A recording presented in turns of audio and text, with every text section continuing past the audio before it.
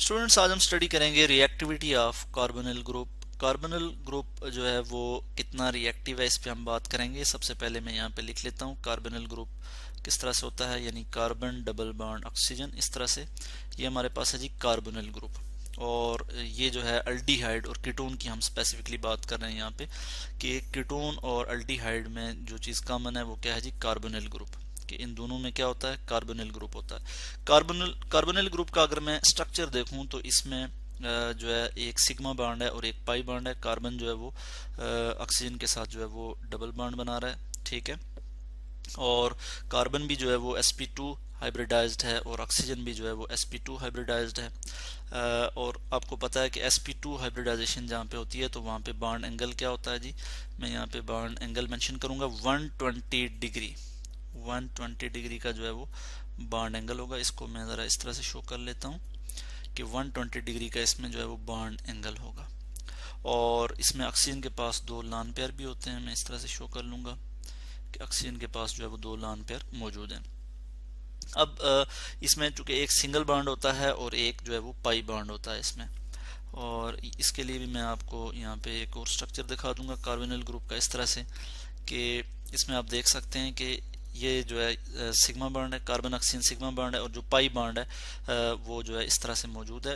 यानी उसकी जो डेंसिटी है, जो इलेक्ट्रॉनिक डेंसिटी है, वो above and below the plane है, ठीक है। सिग्मा बॉन्ड के ऊपर और नीचे जो है इस तरह से मौजूद है।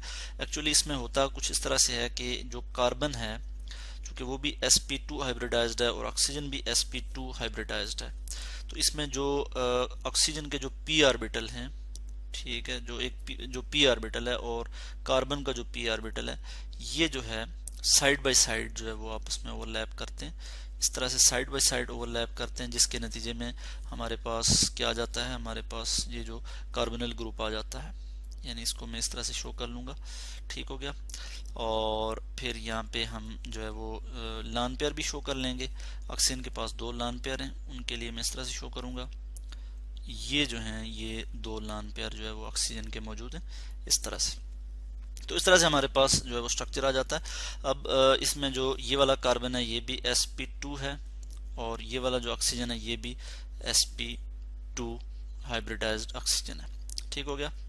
तो अब हम इसकी रिएक्टिविटी की बात करेंगे कि कार्बोनिल ग्रुप की रिएक्टिविटी जो है वो किस तरह से होती है, कितना जो है ये रिएक्टिव होता है।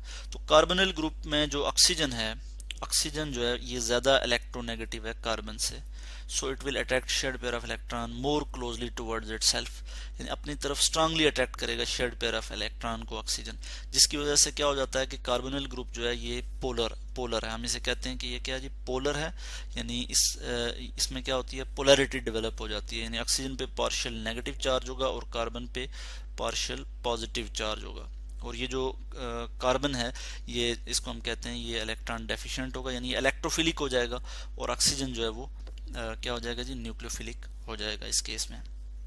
अब हम इसकी रिएक्टिविटी की बात करते हैं। अब कार्बोनिल ग्रुप यानी जो कार्बोनिल कंपाउंड है अल्डिहाइड एंड कीटोन, वो डिफरेंट रिएक्शन शो करते हैं, मगर हम इसके लिए ये करेंगे कि हम एक जनरल सा रिएक्शन हम देख लेते हैं। चूंकि इसमें पाई बॉन्ड होता है कार्बन और ऑक्सीजन के दरमियान, ठीक है, पाई बॉन्ड भी होता है, तो इस वजह से ये बेसिकली एडिशन रिएक्शन शो करता है। कार्बोनिल ग्रुप क्या करता है जी, एडिशन रिएक्शन शो करता है। और किस तरह से एडिशन रिएक्शन शो करता है, न्यूक्लियोफिलिक एडिशन रिएक्शन शो करता है। मैं यहाँ लिख भी लेता हूँ कि कार्बोनिल ग्रुप क्या करता है जी, न्यूक्लियोफिलिक, ठीक हो गया, एडिशन रिएक्शन मैंने यहाँ पे लिख लिया, यानी न्यूक्लियोफिलिक एडिशन रिएक्शन शो करता है। और न्यूक्लियोफिलिक एडिशन रिएक्शन जो है वो दो तरह का हो सकता है, बेस कैटालाइज भी हो सकता है और एसिड कैटालाइज भी हो सकता है। Base catalysed nucleophilic addition reaction भी हो सकता है, और इसी तरह से acid catalysed nucleophilic reaction addition reaction भी हो सकता है। सबसे पहले हम बेस कैटालाइज्ड एडिशन रिएक्शन की बात करेंगे। Base catalysed nucleophilic addition reaction, इसमें बेसिकली ये होता है कि हमारे पास कोई भी जो रिएजेंट है, फर्ज किया मैं यहाँ पे एक रिएजेंट लिख लेता हूँ इस तरह से, और इसमें क्या होगा कि जो बेस होगा, बेस जो है वो जनरेट करेगा स्ट्रांग न्यूक्लियोफाइल। मैं यहाँ पे लिखूंगा, फर्ज किया मैं यहाँ पे लिख लेता हूँ OH, और ये हमारे पास क्या जी, बेस है, हाइड्रोक्साइड आयन, मैंने यहाँ पे लिख लिया। और ये क्या करेगा, ये एक रिएजेंट है हमारे पास, ये आ जाता है और इस रिएजेंट से ये प्रोटॉन जो है वो एब्स्ट्रैक्ट करेगा। ये क्या करेगा, यहाँ से प्रोटॉन एब्स्ट्रैक्ट करेगा, हाइड्रोजन जो है वो अपना इलेक्ट्रॉन इसको दे देगा। जब इसको देगा तो क्या हो जाएगा, नेक्स्ट स्टेप में हमारे पास कुछ इस तरह से हो जाएगा। मैं यहाँ पे लिख लूँगा, हमारे पास क्या आ जाएगा, एक स्ट्रांग न्यूक्लियोफाइल जनरेट हो जाएगा। न्यूक्लियोफाइल, इसके पास जो है वो इलेक्ट्रॉन में इस तरह से शो कर लूँगा कि जो हाइड्रोजन के इलेक्ट्रॉन थे, हाइड्रोजन का जो इलेक्ट्रॉन था वो भी इसके पास अब आ गया। इस पे नेगेटिव चार्ज आ जाएगा, प्लस H O H, यानी H2O, वाटर जो है वो बन जाएगा।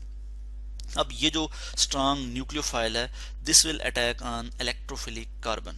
अब ये क्या करेगा, इलेक्ट्रोफिलिक कार्बन, कार्बोनिल ग्रुप का जो कार्बन है वो क्या है, इलेक्ट्रोफिलिक है। अब यहाँ पे हम इस तरह से लिख लेंगे और हम यहाँ पे इस तरह से लिख लेंगे, ये हमारे पास आ गया कार्बोनिल कार्बन और इस पे पार्शियल पॉजिटिव चार्ज है, this is electrophilic, and the oxygen which is nucleophilic, सही, इस पे पार्शियल नेगेटिव चार्ज है। अब ये जो न्यूक्लियोफाइल है, this will attack on the electrophilic carbon, सही है जी। ये इस पे अटैक करेगा, मैं इसका अटैक इस तरह से शो करूंगा, ये यहाँ पे, और ये वाले इलेक्ट्रॉन अब यहाँ पे शिफ्ट हो जाएंगे। नेक्स्ट स्टेप में हमारे पास कुछ इस तरह से आ जाएगा, हमारे पास आ जाएगा Nu, फिर हमारे पास इस तरह से हमारे पास कार्बन होगा, फिर ऑक्सीजन, ऑक्सीजन पे नेगेटिव चार्ज, और ये हमारे पास इस तरह से आ जाएगा। ठीक है, यहाँ पे हाइड्रोजन भी हो सकता है, दो अल्काइल ग्रुप भी जो है वो यहाँ पे मौजूद हो सकते हैं कार्बन के साथ। ठीक है, और एक अल्काइल और एक हाइड्रोजन ग्रुप भी, एक हाइड्रोजन भी हो सकता है। ठीक है, जैसा कि एल्डिहाइड और कीटोन में आप इस जो है वो स्टडी कर चुके हैं। तो हमने इधर सिर्फ कार्बोनिल कार्बन, बल्कि कार्बोनिल ग्रुप की बात हम कर रहे हैं, वो इस वजह से कि चूंकि कार्बोनिल ग्रुप जो है वो दोनों में होता है, यानी एल्डिहाइड और कीटोन में कार्बोनिल ग्रुप होता है और इनको हम कार्बोनिल कंपाउंड भी कहते हैं। अब ये हमारे पास क्या आ गया जी, ऑक्सीजन पे नेगेटिव चार्ज आ गया। अब क्या होगा कि ये जो ऑक्सीजन है, ऑक्सीजन पे जो नेगेटिव चार्ज है, अब ये भी अब क्या करेगा, तो यहाँ पे मैं लिख लूंगा वाटर HOH। ठीक है, इस पे पार्शियल नेगेटिव चार्ज, इस पे पार्शियल पॉजिटिव चार्ज। ठीक है, ऑक्सीजन ज्यादा इलेक्ट्रोनेगेटिव है। सो यहाँ से क्या होगा कि ये जो ऑक्सीजन है, ये यहाँ पे इस पे नेगेटिव चार्ज है और ये क्या करेगा, इधर से एक प्रोटॉन एब्स्ट्रैक्ट करेगा, यहाँ से ये वाले इलेक्ट्रॉन यहाँ शिफ्ट हो जाएंगे। नेक्स्ट स्टेप में अब क्या हो जाएगा, हमारे पास कुछ इस तरह की कंडीशन आ जाएगी, Nu न्यूक्लियोफाइल, जो पहले यहाँ पे न्यूक्लियोफाइल था, ये इसके साथ अटैच है, कार्बन यानी न्यूक्लियोफिलिक रिएजेंट था जिसने इस पे अटैक किया था, यहाँ पे ये इसके साथ अटैच है। और इसके बाद हमारे पास यहाँ पे OH आ जाएगा, OH प्लस जो है हमारे पास OH नेगेटिव, इस तरह से हाइड्रोक्साइड आयन इस तरह से आ जाएगा। यानी ये वाला यहाँ पे क्या होगा कि ये वाले जो हाइड्रोजन के इलेक्ट्रॉन होंगे, ये भी जब यहाँ पे शिफ्ट होंगे तो इस पे OH नेगेटिव इस तरह से आ जाएगा। ठीक हो गया, तो इस तरह से ये हमारे पास क्या आ गया जी, अल्कोहल प्रिपेयर हो गई। OH हमारे पास अल्कोहलिक फंक्शनल ग्रुप है और इसको हम कहते हैं कि ये base catalysed nucleophilic addition reaction है। Next is the acid catalysed nucleophilic addition reaction, and acid catalysed nucleophilic addition reaction, ये हम अभी डिस्कस करेंगे।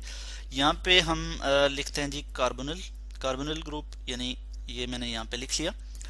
इस केस में क्या होगा कि जो एसिड होगा, एसिड क्या करता है, एसिड प्रोटॉन देता है, प्रोटॉन डोनेट करता है।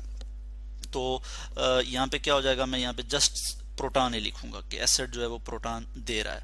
अब चूंकि ऑक्सीजन क्या है, न्यूक्लियोफिलिक है, इसके पास दो लॉन पेयर मौजूद हैं। ठीक है, और इसको हम इस तरह से भी लिख सकते हैं कि इस पे पार्शियल नेगेटिव चार्ज है और इस पे पार्शियल पॉजिटिव चार्ज है। ठीक हो गया, और इसी तरह से हम क्या करेंगे कि यहाँ से ये जो है वो ये इस पे अटैक करेगा।